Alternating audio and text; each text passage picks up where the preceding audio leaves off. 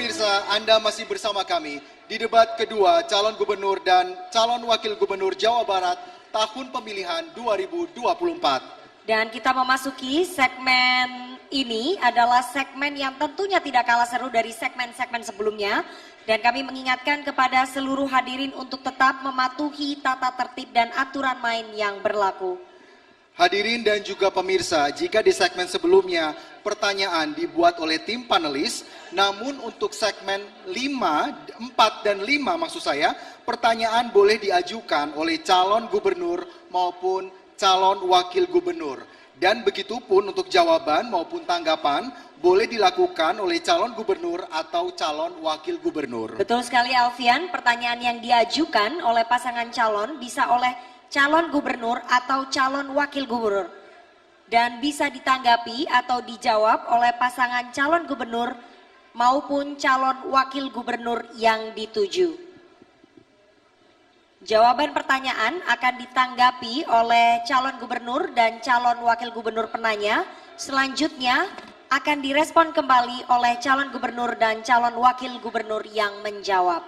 Jadi mohon diingat bahwa untuk para calon gubernur dan para calon wakil gubernur untuk melakukan tanya jawab sesuai dengan tema debat, yaitu budaya inovatif untuk Jawa Barat yang gemah, ripah, repeh, rapih. Kami ingatkan kepada seluruh pasangan calon untuk tidak menggunakan singkatan atau istilah asing dan sejenisnya dalam mengajukan pertanyaan. Jika menggunakan agar dapat menjelaskan terlebih dahulu. Kesempatan pertama kami berikan kepada pasangan calon nomor urut 1 Bapak Acep Adang Ruhiat dan Ibu Gitalis Dwi Natarina untuk bertanya kepada pasangan calon nomor urut 2 Bapak JJ Wiradinata dan Bapak Ronald Surapraja. Dan sebelumnya izinkan kami mengundang kembali Ibu Lita Wardani untuk mengambil bola subtema dan kemudian memperlihatkan ke kamera hadirin dan juga moderator.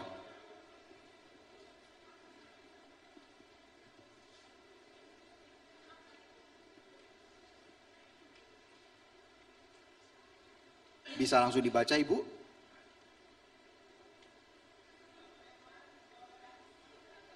Subtemanya adalah toleransi beragama. Dan kepada paslon nomor urut 1, silahkan bertanya kepada paslon nomor urut 2. Waktu Anda 45 detik dimulai saat Anda berbicara. Iya. Survei Indeks Kerukunan Umat Beragama tahun 2003 menunjukkan skor 79 untuk Jawa Barat. Lebih tinggi dari rata-rata nasional yang sebesar 76. Tapi faktanya masih ada tindakan-tindakan yang menodai kerukunan umat beragama. Apa strategi Anda untuk meningkatkan skor KUB Jawa Barat? Cukup? Kami persilakan paslon nomor 2 untuk menjawab. Waktu Anda 1 menit dimulai saat Anda berbicara. Hadirin sekalian, langkah-langkah normatif, penguatan kelembagaan, itu sudah kita lakukan seluruhnya. Tapi hari ini faktanya Jawa Barat seperti ini, hadirin sekalian. Maka tentu harus ada langkah-langkah yang luar biasa. Intinya bukan pada penegakan hukum. Intinya bukan pada regulasi yang ada, tapi intinya adalah membangun kesadaran untuk menghormati, menghargai satu sama lain. Terjadinya intoleransi karena faktor-faktor kecurigaan. Agama satu seolah-olah akan melakukan upaya intervensi terhadap agama yang lain di Indonesia ini sekarang. Oleh karena itu, pada kesempatan yang berbahagia ini, tentu duduk bersama, membangun kebersamaan adalah hal yang luar biasa. Kebersamaan mesra di tingkat paling bawah, pelita di tingkat paling bawah adalah sesuatu yang paling mendasar dalam rangka penanganan. Baik, terima kasih. Waktu Anda sudah habis. Selanjutnya kami minta kepada paslon nomor urut 1 untuk memberikan tanggapan dari jawaban dari paslon nomor urut 2. Waktu Anda 45 detik. Silakan.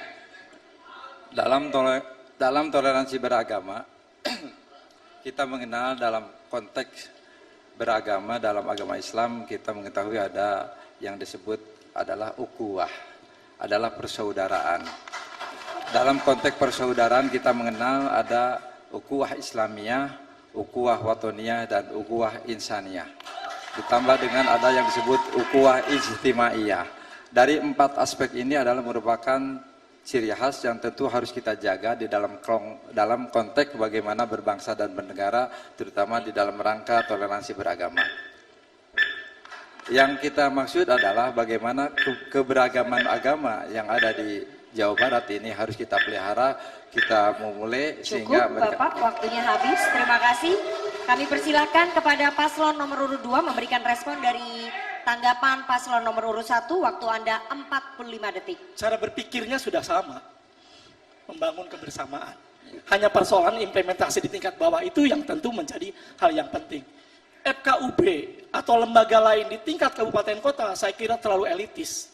Tapi bagaimana membangun kebersamaan dan kesadaran dan penghormatan itu berada pada level yang paling bawah di tempat-tempat yang keragaman itu paling tinggi. Kemauan pemerintah untuk memfasilitasi itu menjadi bagian yang penting. Kita ini selalu pada soal-soal yang normatif, soal-soal yang biasa menjadi program tanpa mengevaluasi langkah-langkah yang cerdas bagaimana melakukan langkah-langkah itu sendiri hadirin sekalian. Itu barangkali yang sampaikan bersempatan yang berbahagia ini. Baik, terima kasih. Untuk subtema pertanyaan selanjutnya, kami persilakan panelis Bapak Wawan Gunawan mengambil subtema dari dalam fishbowl. Setelah diambil, mohon diperlihatkan ke kamera hadirin dan moderator serta disebutkan subtemanya. Subtema kualitas lingkungan hidup. Baik, subtema kualitas lingkungan hidup. Dan di kesempatan kedua kali ini masih diberikan kepada paslon nomor urut 1, kali ini bertanya kepada paslon nomor urut 3, Bapak Ahmad Saiku dan Bapak Ilham Habibi. Waktu Anda bertanya 45 detik dimulai saat Anda berbicara. Pertanyaannya adalah, tingkat pencemaran Sungai Citarum masih tinggi dengan konsentrasi BOD, biochemical oxygen demand, mencapai 50 mg per liter, melebihi baku mutu yang ditetapkan. Apa langkah konkret yang diambil untuk menurunkan tingkat pencemaran Sungai Citarum? Mengingat pentingnya sungai ini bagi masyarakat dan ekonomi daerah. Masih ada waktu, ingin sudah. tambahkan? Dah, Cukup, terima kasih. baik. Kami persilahkan kepada paslon nomor urut 3 untuk menjawab pertanyaan ini. Waktu Anda 1 menit dimulai saat Anda berbicara. Yang pertama adalah perlunya ada pelibatan masyarakat. Di sini masyarakat harus diedukasi agar mereka sensitif melihat kondisi dan kualitas lingkungan di Citarum. Sehingga yang kedua, harus ada juga peran dari pemerintah kota kabupaten bersama-sama dengan pemerintah provinsi. Karena inilah sebetulnya yang akan melakukan law enforcement, penegakan hukum terhadap pelanggaran-pelanggaran terhadap lingkungan hidup. Oleh karena itu, penegakan umum sangat diperlukan dalam rangka mereka membuat efek jerak terhadap persoalan-persoalan pencemaran. Dan yang ketiga, industri-industri yang ada di sekitar Citarum perlu ada pengawasan yang ketat sehingga mereka tidak bermain-main untuk membuang limbah ke Citarum. Itu kayak ketiga. Baik, cukup. Terima kasih. Kami persilakan pasangan calon nomor urut 1 untuk menanggapi jawaban dari pasangan calon nomor urut 3. Waktu Anda 45 detik. Iya, sepertinya jawaban nomor 3 kurang lengkap. Saya akan lengkapi. Harus adanya kampanye lingkungan dan pendidikan, yaitu mengedukasi masyarakat mengenai pentingnya menjaga lingkungan melalui sosialisasi di sekolah dan masyarakat umum. Yang berikutnya ada optimalisasi program Citarum Harum, program nasional yang bekerja sama dengan pemerintah pusat untuk membersihkan dan merehabilitasi Sungai Citarum melalui patroli, edukasi, dan penegakan hukum. Berikutnya adalah pengelolaan limbah dan sampah industri, yaitu meningkatkan pengawasan dan pemberlakuan sanksi. Baik, waktu Anda sudah habis. Selanjutnya Kami mohon kepada paslon nomor urut 3 untuk merespon tanggapan dari paslon nomor urut 1. Waktu Anda 45 detik. Saya kira tadi sudah disebutkan perlunya edukasi terhadap masyarakat, termasuk di dalamnya adalah dunia pendidikan. Dan tadi yang disebutkan juga perlunya Citarum Harum, itulah tadi kolaborasi, koordinasi yang dilakukan oleh pemerintah kota, kabupaten, provinsi, dan pusat. Justru yang harus dilakukan untuk menjaga Citarum itu, haruslah kita membuat sebuah kebijakan waterfront city. Sehingga ini kemudian sungai bukan menjadi bagian belakang dari peradaban kita, tapi kita harus menjadikan sungai adalah muka peradaban kita, sehingga bisa kita jaga bersama-sama. Terima kasih. Baik, terima kasih paslon nomor urut 3. Kita beralih, kami persilakan panelis Bapak Kaka Suminta untuk mengambil subtema dari dalam fishbowl. Setelah diambil, mohon diperlihatkan ke kamera, moderator dan juga hadirin, serta disebutkan subtemanya Bapak. Subtema peningkatan PAD berbasis sumber daya alam.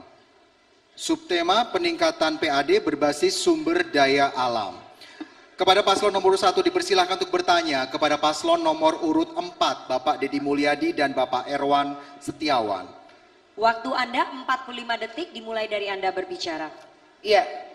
Sektor pertambangan dan penggalian menyumbang 3% terhadap PAD Jawa Barat pada tahun 2023. Sementara sektor pertanian menyumbang 10%. Mengapa kontribusi sektor pertambangan terhadap PAD relatif kecil meskipun Jawa Barat memiliki potensi mineral yang signifikan? Sudah? Masih ada waktu? Ingin ditambahkan? Cukup? Cukup. Cukup? Baik, terima kasih. Langsung saja paslon nomor urut 4 untuk menjawab pertanyaan ini. Waktu Anda 1 menit dimulai saat Anda berbicara. Bicara pendapatan asli daerah, semestinya juga tidak terlalu fokus pada eksploitasi sumber daya alam, karena dalam jangka panjang akan mengalami kerusakan. Termasuk kenapa PAD di sektor pertambangan sangat rendah, karena di sektor pertambangan penghitungan pajaknya seringkali dimanipulasi, tidak berdasarkan potensi yang digali itu sendiri, tetapi berdasarkan hitungan-hitungan manual yang seringkali bertentangan dengan prinsip-prinsip akuntabilitas pengelolaan keuangan. Untuk itu, orientasi pertambangan ke depan tidak lagi bicara persoalan barang material mentah, tetapi diperlukan pengelolaan hilirisasi, sehingga produk yang diharapkan bukan produk hulu, tetapi produk hilir. Batu 1 kubiknya berapa, tetapi batu ketika dikelola menjadi bahan yang bersifat ekonomis tinggi, kerajinan, dia akan memiliki daya saing dan daya harga yang lebih tinggi. Cukup, waktu Anda habis. Terima kasih, kami persilakan pasangan calon nomor urut 1 untuk memberikan tanggapan dari jawaban paslon nomor urut 4. Waktu Anda 45 detik. Kami sepakat apa yang disampaikan oleh paslon 4, Pak Dedi. Tetapi yang paling penting di dalam hal ini adalah penyederhanaan perizinan, yaitu di dalam konteks mempercepat proses perizinan ini melalui koordinasi antara pemerintahan pusat dengan pemerintahan daerah dengan sistem digitalisasi. Yang kedua adalah hilirisasi tambang, yaitu mendorong pembangunan pabrik pengolahan hasil tambang mineral yang dapat dimanfaatkan secara maksimal. Kemudian yang ketiga adalah peningkatan pengawasan, memperketat pengawasan terhadap tambang ilegal yang memastikan penemuan daerah yang aktivitas tambang yang lebih optimal. Baik, waktu Anda telah habis. Selanjutnya kami minta kepada paslon nomor urut 4 untuk kembali menanggapi jawaban atau respon dari paslon nomor 1. Waktu Anda 45 detik. Terima kasih sudah menyepakati apa yang menjadi gagasan yang pernah tadi sampaikan. Kalau kita bicara persoalan pendapatan, itu tidak menjadi orientasi utama. Tetapi yang paling penting dari pengelolaan tambang adalah nilai-nilai ekonomi yang didapat, itu sebagian besar harus kembali pada wilayah tambang itu sendiri. Kenapa? Karena masyarakat sekitar mengalami derita akibat penambangan. Contoh, di daerah Bogor, daerah Parung, masyarakat setiap hari bergulat dengan debu, jalannya mengalami kerusakan, sedangkan pendapatannya tertarik oleh provinsi dan masyarakat di sana mengalami penderitaan. Aspek yang berikutnya adalah bencana, sehingga tambang tidak serta-merta hanya menjadi orientasi pendapatan daerah, tetapi ekosistem lingkungan itu yang paling utama dalam pengelolaan. Baik, terima kasih. Kita beralih ke selanjutnya. Kami persilakan, kami mengundang panelis Ibu Erni Rusyani untuk mengambil subtema dari dalam fishbowl. Setelah diambil, mohon diperlihatkan ke kamera hadirin dan juga moderator. Silakan dibacakan, Ibu.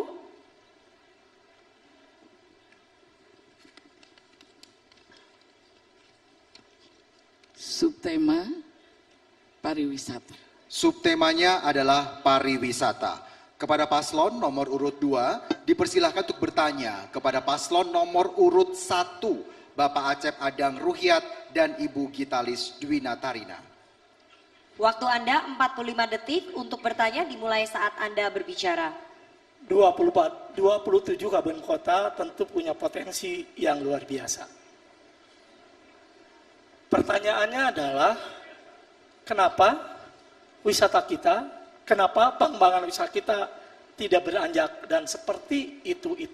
Apa yang menjadi persoalan dan apa langkah-langkah yang Anda lakukan agar wisata di Jawa Barat ini menjadi yang berkelas dunia dan maju di Jawa Barat?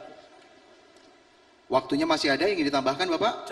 Cukup, baik. Langsung saja paslon nomor 1 untuk menjawab pertanyaan ini. Waktu Anda 1 menit dimulai saat Anda berbicara. Ketika kita berbicara masalah destinasi wisata, tentu kita berbicara masalah tempat wisata itu sendiri. Ketika kita berbicara masalah tempat wisata itu sendiri, tempat itu harus nyaman, harus aman, harus bisa memberikan ruang kepada mereka untuk menikmati suasana alam itu. Tetapi ketika misalnya tempat wisata itu adalah kotor dan juga tempat-tempatnya juga tidak memungkinkan untuk dijadikan tempat kita menikmati suasana itu, tentu akan menjadi orang tidak akan datang kembali ke tempat wisata seperti itu. Itu pertama. Yang kedua, harus ada pemandu. Di mana semacam ini adalah penting ketika kita seperti datang ke Bali atau ke Yogyakarta, itu pemandu-pemandu itu disiapkan. Tetapi wisata-wisata di Jawa Barat itu tidak pernah terjadi dan memang tidak ada. Ini menjadi soal buat kita semua. Baik, terima kasih. Kami persilakan paslon nomor 2 untuk menanggapi jawaban dari paslon 1. Waktu Anda 45 detik. Pengalaman yang saya bangun dengan membangun wisata, hari ini laju pertumbuhan ekonomi wisata di Pangandaran adalah tertinggi laju pertumbuhan di Jawa Barat sekali. Pengangguran kami paling kecil se-Jawa Barat dan kesenjangan kami paling kecil di Jawa Barat. Tentu membangun dunia pariwisata tentu harus menjadi bagian dalam rangka konsep pembangunan di Jawa Barat.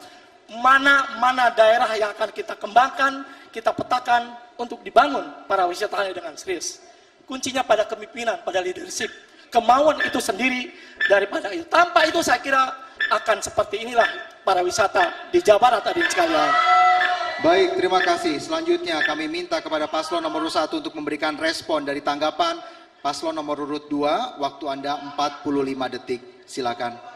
Saya betul memahami apa yang dilakukan oleh Pak JJ karena beliau adalah sebagai pelaku utama di dalam kegiatan pengembangan wisata di Jawa. Tetapi sekali lagi adalah tetap bahwa tempat wisata harus memberikan keamanan, kenyamanan bagi para domestik maupun mancanegara yang datang ke tempat seperti itu. Karena kami tahu bahwa tempat-tempat wisata itu tidak sama. Ada beberapa tempat wisata yang memang betul-betul terurus dengan baik, ada tempat-tempat wisata yang memang dibiarkan oleh pemerintahan. Karena pemerintahan yang ada tidak memiliki dana untuk mencukupi kebutuhan yang diperlukan dalam mengelola wisata tersebut. Baik, terima kasih. Untuk subtema selanjutnya kami mengundang panelis Bapak Gugun Gesan Akbar untuk mengambil undian subtema dari dalam fishbowl. Dan mohon diperlihatkan ke kamera moderator serta hadirin dan dibacakan, Bapak.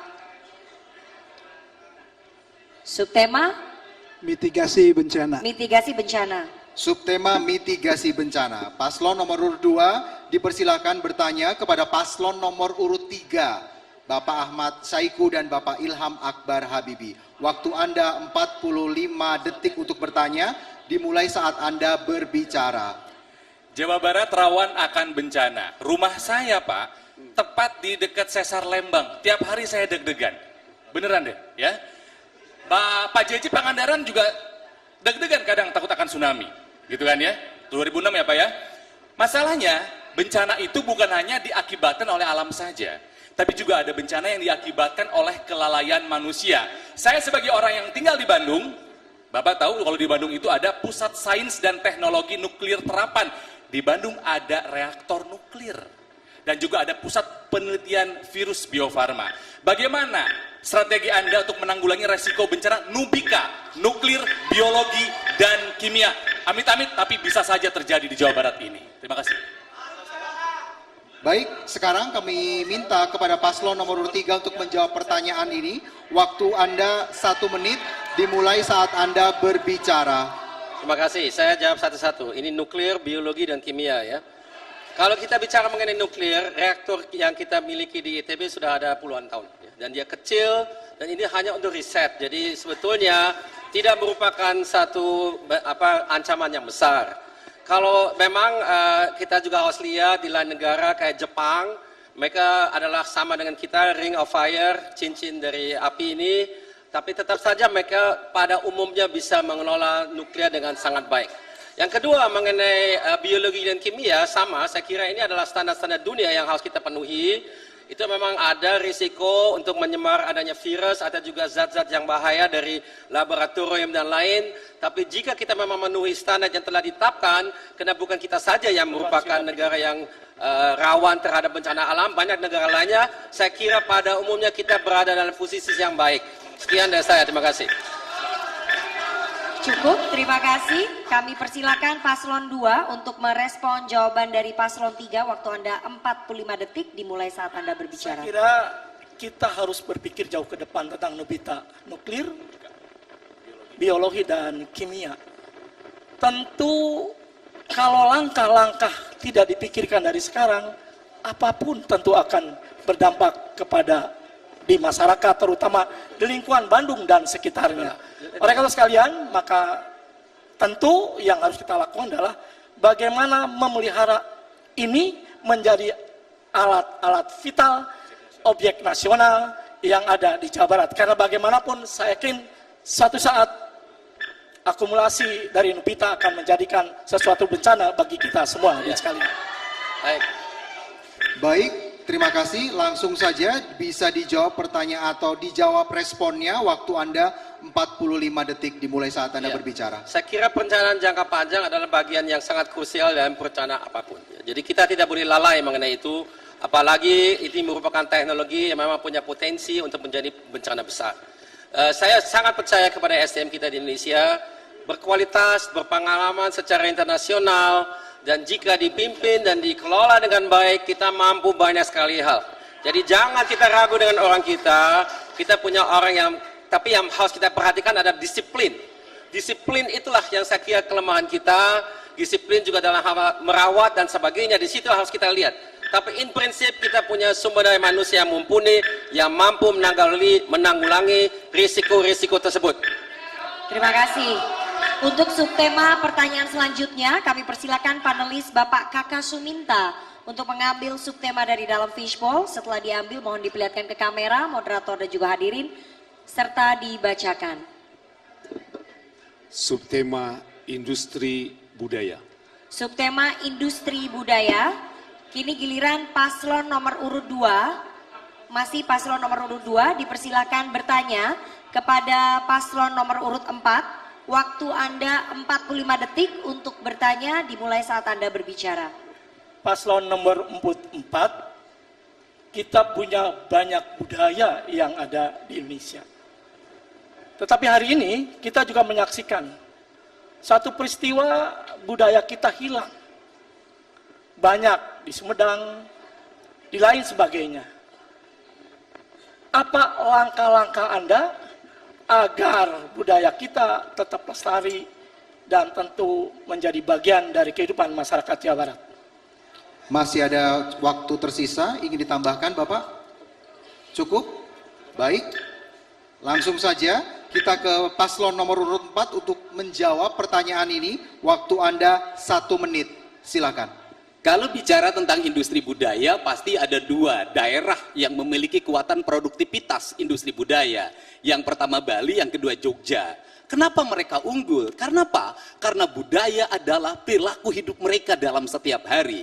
Apa yang menjadi problem di Jawa Barat? Hilangnya nilai-nilai kebudayaan yang turun-temurun tergantikan dengan kebudayaan kekinian. Karena mereka tidak pede menjadi orang Sunda, tidak pede menjadi orang Cirebon, tidak pede menjadi orang Betawi. Untuk itu apa yang harus dilakukan? Ada 4 kualifikasi yang harus dibangun. Pertama, orang tua mengajarkan pada anaknya bahasa ibunya. Yang kedua, orang tua mengajarkan pada anaknya berpakaian tradisi. Yang ketiga, orang tua mengajarkan kepada anaknya bagaimana makan makanan tradisi. Yang keempat, orang tua mengajarkan anaknya pada setiap hari lingkungan tradisi. Setelah itu dia akan terlahir komunitas tradisi yang memiliki karakter dan pada akhirnya akan tumbuh menjadi industri kebudayaan itu sendiri.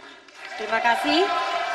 Kami persilakan paslon 2 untuk menanggapi jawaban dari paslon 4. Waktu Anda 45 detik dimulai saat Anda berbicara. Budaya atau produk-produk budaya yang mati itu karena mereka tidak menyesuaikan dengan kondisi zaman. Wayang golek, kalau tidak ada Giri Harja, Asep Sunandar, mungkin juga akan punah. Tapi Pak Asep Sunandar melakukan inovasi dan kreativitas sehingga wayang golek diminati dan menjadi berkelas. Jadi intinya adalah bagaimana budaya ini sesuai dengan tuntutan zaman menjadi bagian dari dinamika kehidupan peradaban yang ada di Indonesia. Tanpa itu saya kira kita hanya omong kosong hadirin sekalian.